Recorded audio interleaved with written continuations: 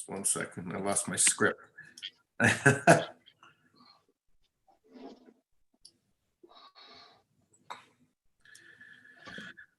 Well, good morning, everyone, and welcome to today's special council meeting. And special council will be followed by community services later in the afternoon. As we come together today, we'll begin with our land acknowledgement. And today we gather on the traditional territory of the neutral Anishinaabe and Haudenosaunee peoples. We recognize our responsibility to serve as stewards for the land and honor the original caretakers who came before us. Our community is enriched by the enduring knowledge and deep-rooted traditions of the diverse First Nations, Métis, and Inuit in Kitchener today. As we begin special council, I do want to remind the viewing audience that due to COVID-19 and recommendations by Waterloo Region Public Health to exercise physical distancing, City Hall is open only for select services. Members of the public are invited to participate in any meeting electronically by accessing the meeting live stream video at kitchener.ca/watchnow. While in-person delegation requests were not feasible at this time, members of the public were invited to submit written comments or participate electronically in the meeting by registering online at www.kitchener.ca/delegations. Written comments can be sent to jeff.bunn, jeff.bunn@kitchener.ca, and will be circulated prior to the meeting and form part of the public record. Delegations need to register up to 2 hours prior to the council meeting or the committee meeting. We are in special council this morning, and we have two items. The first is our strategic session on second wave pandemic planning. And Mr. Weidman will have a 5-minute presentation. And then we have a number of items that are in camera. I'll just deal with the in-camera motion now so that we have that dealt with. Someone care to move that? Moved by Councillor Ioannidis. Do I have a seconder? Councillor Schneider, thank you. All those in favor?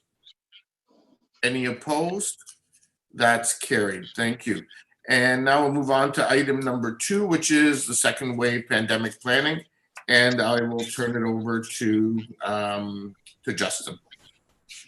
Thank you, Mayor Verbanovic, and I'm pleased to be here today to talk about the work that's been happening behind the scenes related to Kitchener's second wave pandemic planning. If you could please switch to the next slide. So my presentation today will talk about the principles and background that's been guiding the work that we've been doing through our pandemic response, and then to share the criteria that we've developed for scaling back programs and services. And we're looking for council commitment on those principles as we move, or on those criteria as we move forward into the second wave. I'm also going to touch on additional safety compliance measures, and then highlighting the work program for two components of work that we're looking at launching. And so one is the external facing COVID-19 action team, which is the Reimagine Together program, which is looking at how we deliver programs or events throughout the fall and winter season in a modified format, and making sure that our community feels connected with restrictions in place in terms of staying within your household and other components. And then the other one is related to staff well-being and resilience. We know that this body of work, or this pandemic, has taken a toll on staff, and staff have worked really quickly to do things differently. And so we want to make sure that we're supporting our internal working team as well. And then the last component is around business continuity, which I'll touch on at the end of the presentation today. Next slide, please.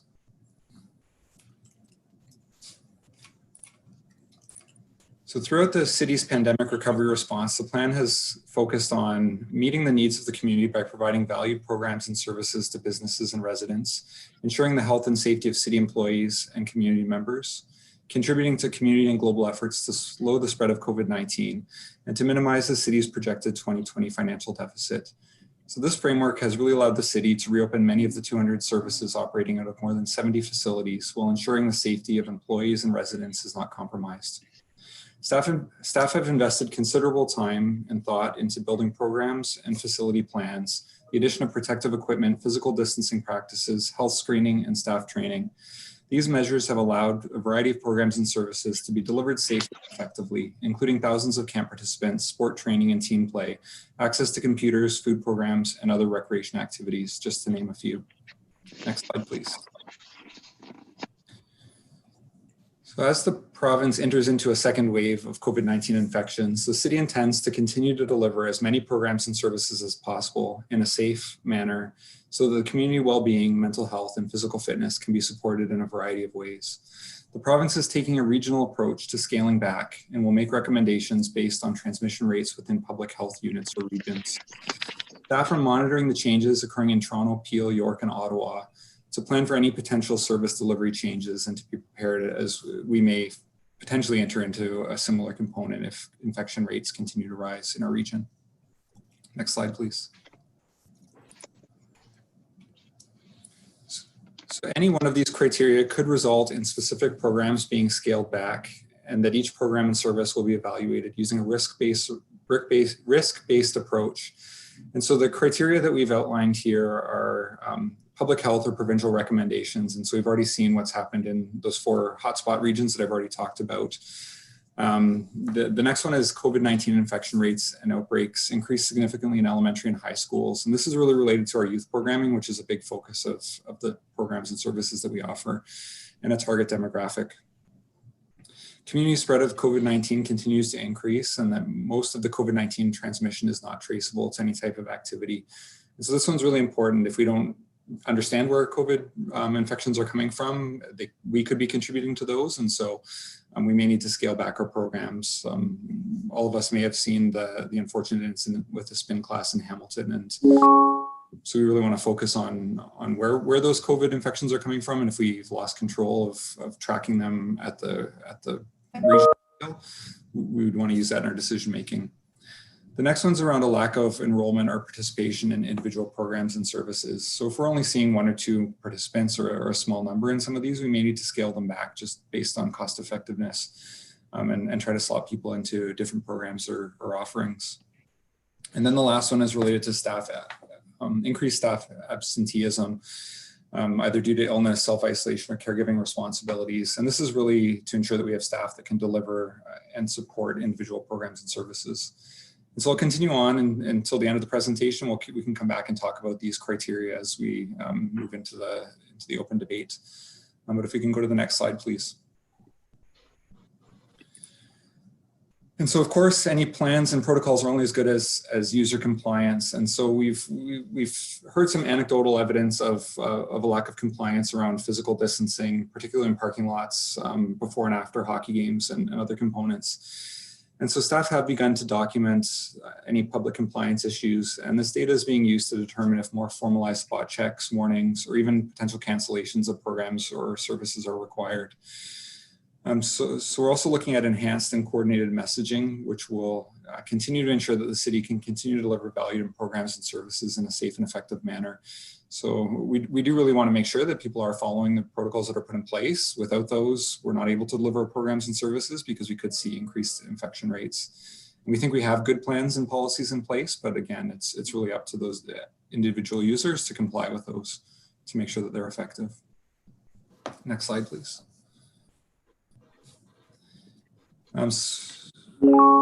Residents value meaningful interactions and foster belonging, connection, and well-being. Events and activities give community members opportunities to develop healthy relationships with one another, their city, and celebrate what they love about Kitchener.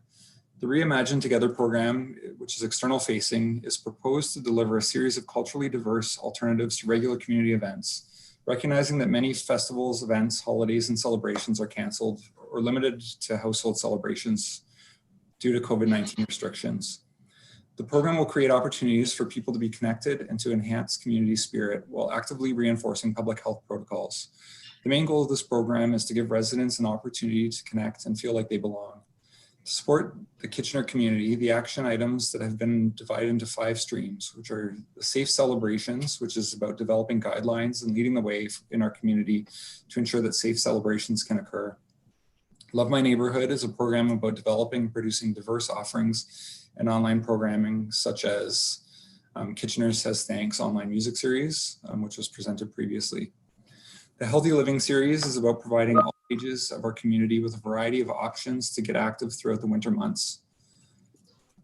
The Citywide Night Festival is looking to work with our event partners, makers, local artists, and neighborhood associations to provide potentially passive and maybe active, depending on where we are in the winter months, nighttime experiences across the city.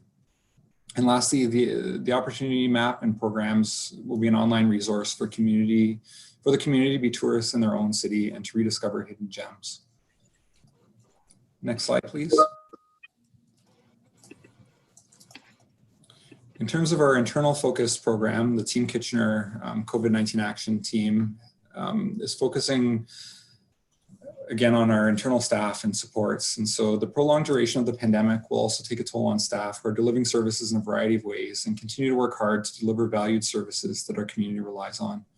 The Staff Wellbeing and Resilience Program was created to determine employee needs and develop programs that support employees through the next phase of the pandemic.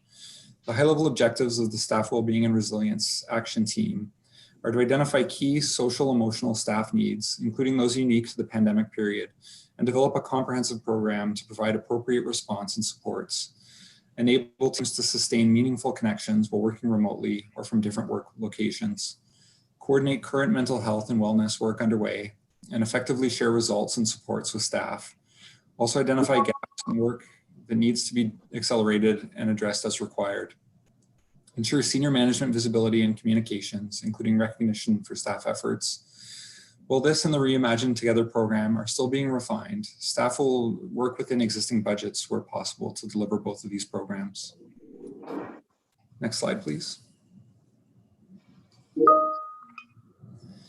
During the second wave and with cold and flu season, there may be periods where staffing levels are constrained. Business continuity plans have been developed to ensure that the city maintains the most critical services with appropriate staffing levels to meet community expectations.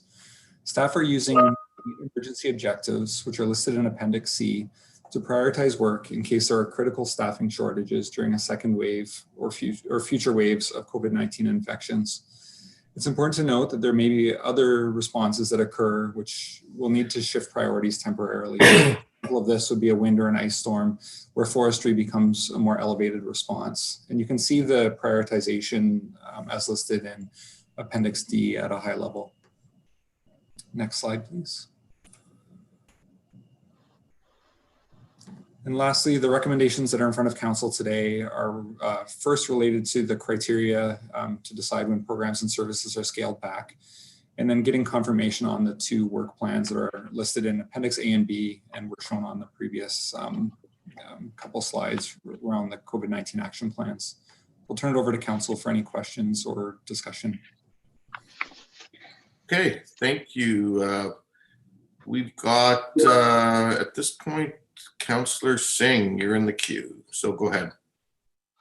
Thank you, Mr. Mayor, and it's a good report. I think obviously we're being more proactive with considering guidelines in case of a second wave, as opposed to before when we were dealing with the complete unknown. I think our future approaches need to be reflective and driven by obviously lessons learned and mistakes made, and hopefully staff's recommendations are according to that. My question quickly is 2-point. First of all, in recreational facilities that may be closed in anticipation. Now, council recently supported a HVAC upgrade at the Budlands for the soccer field, I believe, indoor soccer field. One of the major impetus in the staff report was because of the, I'm assuming the health aspect of allowing indoor participation, especially due to COVID. Now, if we're anticipating closure of some of these facilities, can we forego that upgrade, or would staff still think it's worthwhile to invest in that HVAC and upgrade? Through the mayor, so if I could just clarify, I think our intent is to try and keep as many facilities open as long as we're able to deliver programs and services from those. What we're seeing in Toronto right now is that there has been some reductions on some team play, but the province is still allowing team training and activities that can be done more at an individual basis. So I do think there is still value in proceeding with the upgrades to ensure that we're providing a variety of recreation activities for the community, especially given where we're already seeing the province within the hotspot zones still allowing some of those activities to occur. Okay, I think that was an important answer to be received because again, there was some dissent on council on the merit of why are we investing in that type of upgrade in case things get closed. I think your answer helps to carry on that argument of why. My last question is on, and I think the report does touch on community participation and engagement, and I think that's a. Is that it, Paul? I didn't see anything where there's a focus on us members of council having more tools to engage with constituents. In normal circumstances, it was very easy for that face-to-face meeting or community center meetings and neighbor association meetings. We were in the forefront and receiving public input. That's not as easy unless someone really does that,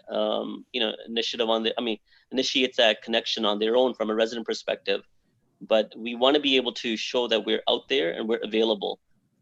Can staff, perhaps in a future report, outline what can be done so that we have some additional available tools to us, rather than us trying to seek out and create ideas on our own, which some of us are, but at the same time, with staff support, I think we can be more effective. Thank you, and through the mayor, so that's certainly something I can take back to the team and talk about getting something back to council. And so we'd likely be able to share some tools with you in advance of a staff report, since we've worked on a bunch of different ways to engage the community, for other projects and things. So I'm sure we could share some information with council. I appreciate that. Thank you, Mr. Mayor. And just as a follow-up to that, Paul, council will know that last week, Paul Grivasick emailed council about getting some additional accesses to Zoom for our office to help facilitate these kinds of gatherings, and that's in the works. And I've also started some conversations around how council, based on those of you who did get together, some of the input I got to look at how we can do potentially look at town halls or Facebook town halls or things like that. So have some information on that in the weeks ahead as well. No, thank you, Barry. And I think that's good that we have that tool with Zoom. My more focus on question to staff or wanting some better look at was, again, how do you engage, right? That tool is available, but how do you connect with the residents? And I think we need to consider putting a mindset and resource allocation, like perhaps mailers. Back in the day, you could go knock on a particular neighborhood to get the word out, or you could send flyers or door hangers. Guess what? That's not so easy now. So perhaps it is a cost, but we need to look at a way where resident or councillors can mail to a particular area to extract input through those Zoom meetings now that we can do with a larger group. So hopefully staff will put that into consideration in the future report. Okay, thanks. 3 other people in the queue, Councillors Michaud, Johnson, and Ioannidis. Councillor Michaud. Thank you. Thanks for this report. It was very well done and well informed. I just have a couple of questions. First, I agree with Councillor Singh about giving council a little more tools in the toolbox per se to connect with the community. I found a couple of times difficult to connect. I do connect on Facebook, but I'd like another option. So I appreciate Mr. Redmond if we could get that back. The one question I have is with regards to the outdoor programming. We do a relatively good job of maintaining winter trails, but there's a lot of trails that are closed in the winter. Has there been any conversation, or could there be, about ways to keep these trails open, as well as will there be hockey rinks at various parks, as there always has been? Have we got there yet? Ms. McGoldrick. So in terms of winter maintenance of trails, the big barrier in order to accelerate maintenance is the lack of paved surfacing. So where there's paved surfacing of trails, that's where you'll often see winter maintenance accompanied with that.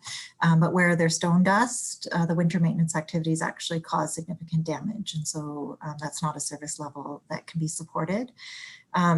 In terms of the programming of providing community-led arenas, outdoor skating rinks. That is a program that's specifically being looked at right now. It's jointly delivered through our parks operations staff and community services. And I know that there's an active, staff are actively reaching out to community groups to see if there's volunteer interest. And there is some discussion around ways that the city could provide additional supports through that program in the event that we're not seeing volunteers available. Thank you. Thanks. Councillor Johnson. Yes, thank you. And through you, first of all, I want to thank staff for this report. I think you've come up with some really creative ways for our residents to look at enjoying winter and doing it outside in a safe and fun way. And we're all going to need to put our creative hats on this winter and think about ways where we can be getting together more outside and enjoying it. So I really appreciate the report. I have a question that is more of an operational question, so I'm hoping that it's okay to ask here, but I've had questions from residents, particularly those now that we've extended outdoor patios, and please, if this is the wrong time to ask this, let me know, but when asking around being able to have fire pits. I don't know if that's something that we'll be able to do. I don't know if that's something that can be answered here. And I'm sorry if I'm asking it out of turn, but that's my question. Thank you.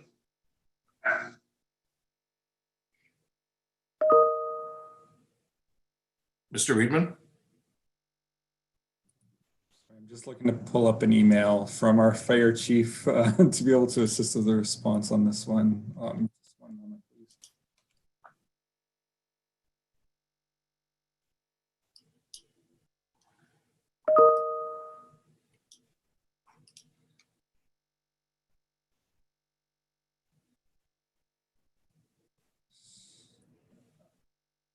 Through you, Councillor Johnson, are you talking about fire pits on commercial patios or on private property specifically? Yes, now that we've extended the patios until January 1st, yes.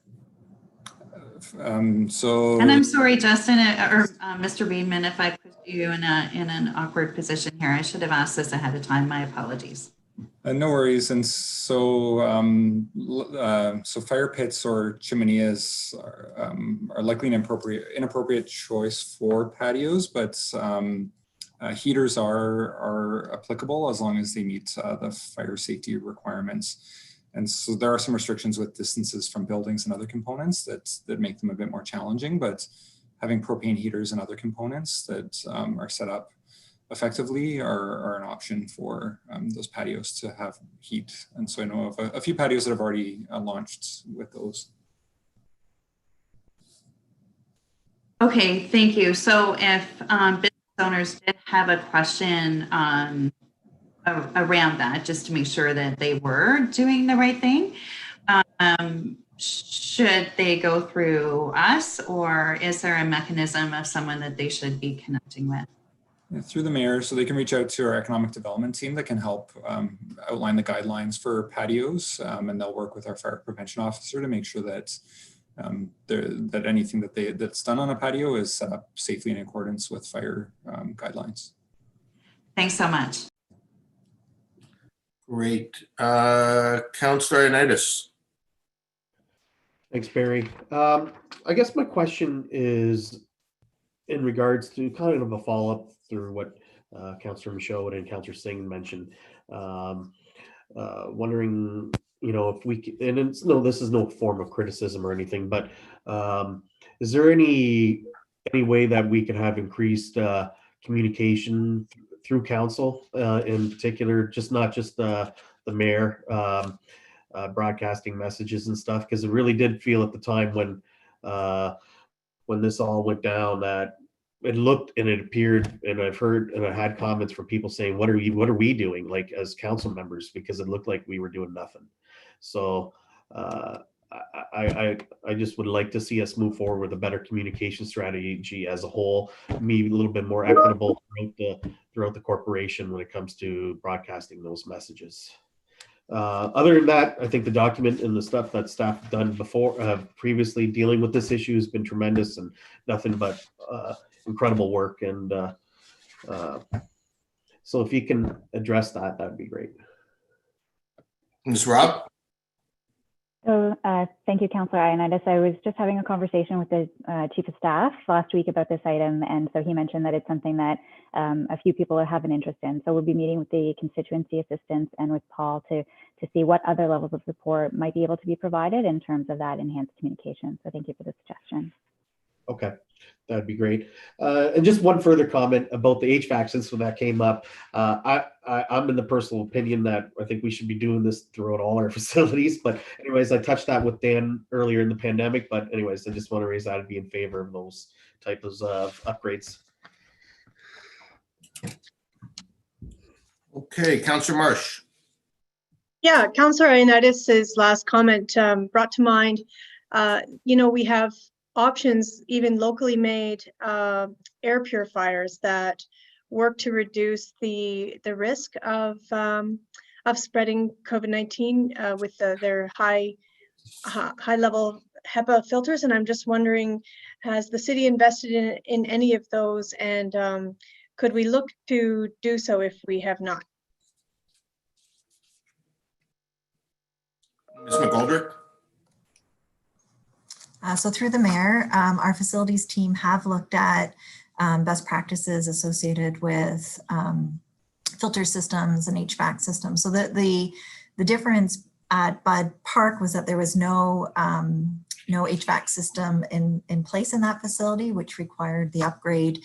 But we have looked at filtering systems and improvements to our filters, as well as air circulation, looking at the venting and the turnover time of air within facilities. So yes, that is very much part of the pandemic response, is where practical, looking for those upgrades in accordance with ASHRAE's recommendations. We've also been working with other area municipalities around sharing best practices and looking for consistency where possible. Okay, great. So when we do start to begin returning to the workplaces for all of our staff, it would be really good to, and I don't know when that will be, but whenever that is, when more and more people come into enclosed spaces, I think it will be really important to communicate out to the members of the community as well as our staff. And if you can communicate it to us on council, to let us know where we're at with the ventilation systems. Okay, that looks like all the questions. I just have one, and it's one that came up over the weekend, Mr. Weidman, and you may not have an answer for it today. And it has to do with our hockey arenas. And two issues came up. One is the issue of change rooms, and that's in some municipalities they're being permitted. In our case, we're not permitting them. Their use, and with winter coming, that's been requested, and also the issue of change rooms at the swimming pools has come up, and so I'm wondering if we're looking at that and exploring what the alternatives might be, or how we can accommodate it if it's being accommodated in some municipalities. Through the mayor, so that's something I will need to look into to get back to this group. I know that it depends really on the facility and the layout that we would need to look at what that structure is. But we're looking to align as many things as possible across the region, but also recognizing facility constraints. So it is something I'll need to look into. Okay, great. We can follow up after on that. Councillor Schneider. Oh, thanks, Mayor Bravanovic. Just on what you're talking about there, I've had some conversations with Kim Kugler because a constituent of mine was asking the same thing. A lot of the issues with the change rooms is the physical distancing that you would need in the hockey change rooms, and the fact that the preferred method is having one exit and one entrance door, and we can't do that in the change rooms. And of course, there have to be sanitation done between each event. So it makes it fairly difficult. They've done a really good job at the arenas with getting the spectator areas for minor hockey and physical distancing stickers along the ends of the board. So the parents can do this. Kitchener Minor Hockey and the city have both suggested that when it comes to hockey, that the players come dressed to play and only have to put their skates on at the arenas. It's not ideal, but given the circumstances, it's one way that we could continue to let the kids play and at least one parent watch the game. So they're definitely aware of things and doing a pretty good job, I think, of making this all possible. Okay, thank you. Any other comments? So if not, there is a recommendation. Does someone care to move it?